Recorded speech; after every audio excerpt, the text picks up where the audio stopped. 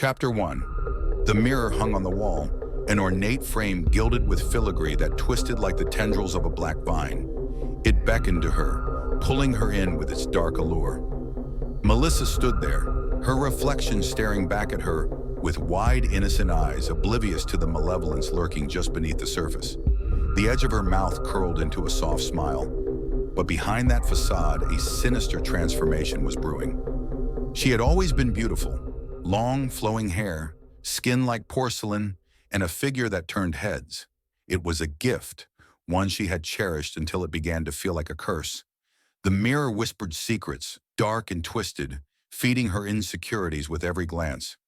"You deserve more," it cooed, its voice like a caress against her mind. "You are meant for greatness, Melissa. You just need to let go." The nights grew longer, and the whispers intensified. They urged her to rid herself of the ordinary, the people who surrounded her, who didn't see the true potential within her. "They'll never understand," the mirror chanted, its surface rippling as if alive. "They'll drag you down." "Who?" she asked one night, desperation creeping into her tone. The mirror's surface shimmered, revealing the faces of her friends, their laughter echoing in her ears, taunting her. "They don't care about you. They only want to use you." And so she began to plot. It started small, little betrayals, whispers behind backs. Each act brought a rush, a heady high that coursed through her veins like poison. The reflection in the mirror twisted, darkening with every act of malice she committed. It was liberating, intoxicating, and before she knew it, she was drowning in a sea of her own making. Chapter 2. One evening, she invited her closest friend Sarah over for dinner. The air was thick with tension, a palpable electricity crackling between them. "You've changed, Mel," Sarah said as she stirred her wine, concern etched on her face. "You don't seem like yourself anymore." Melissa's laugh was sharp, a knife cutting through the fragile atmosphere. "I'm just becoming who I was meant to be, Sarah." But even as she spoke, a flicker of doubt ignited within her, a reminder of the girl who once found comfort in their friendship. The mirror reflected a smirk, a twisted version of herself that urged her to silence the voice of reason. As they sat together, laughter turned to heated arguments, and the tension boiled over like a pot on the stove. "You think you're better than everyone now, don't you?" Sarah spat, her voice rising. "You've become a monster." The word hung in the air, heavy and suffocating. The mirror behind Melissa glimmered, revealing a grotesque version of herself. The eyes were hollow, the smile painfully wide. It was a reflection of her soul, turning her beauty into something grotesque. "Who's the monster here?" Melissa snapped, and in that moment, she felt a surge of power wash over her. "You're the one holding me back."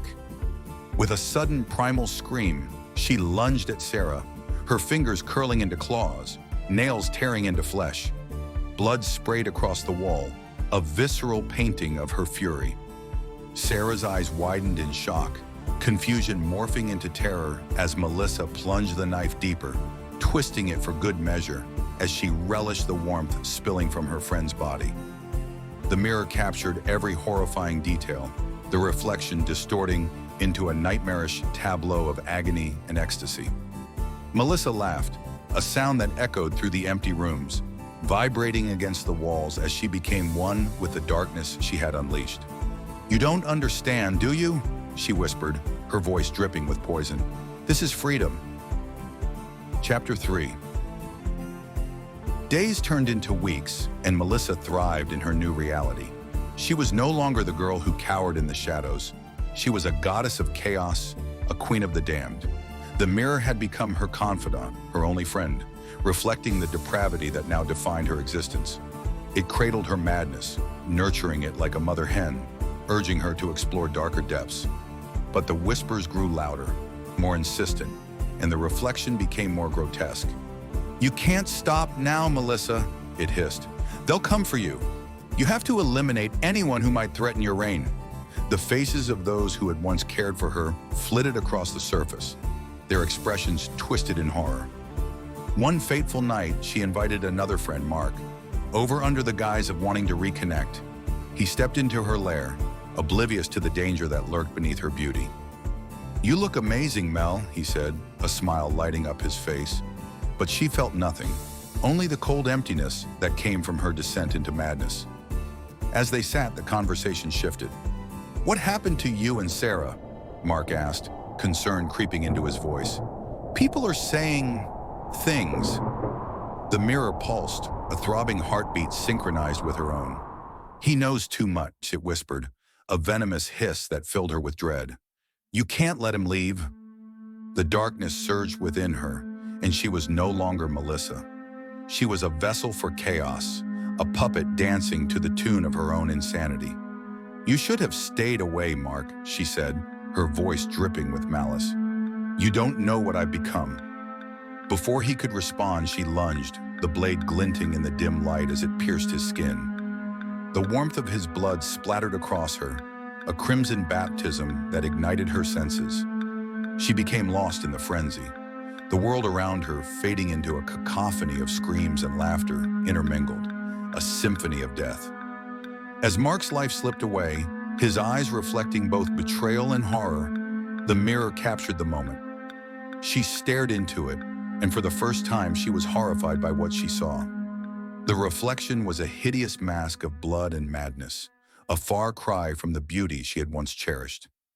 Yet in that moment of clarity, the whispers crescendoed, drowning her in a sea of darkness. "Embrace it! This is your destiny!" they screamed. Melissa was no longer fighting against the tide. She was swept away, a willing participant in her own destruction. The last thing she saw in the mirror was not her face, but a bloody tableau of all those she had destroyed. The laughter faded, replaced by the silence of the void she had created. And as her sanity unraveled, she understood the truth. The reflection had never been a warning, but a promise of the madness that lurked within her all along.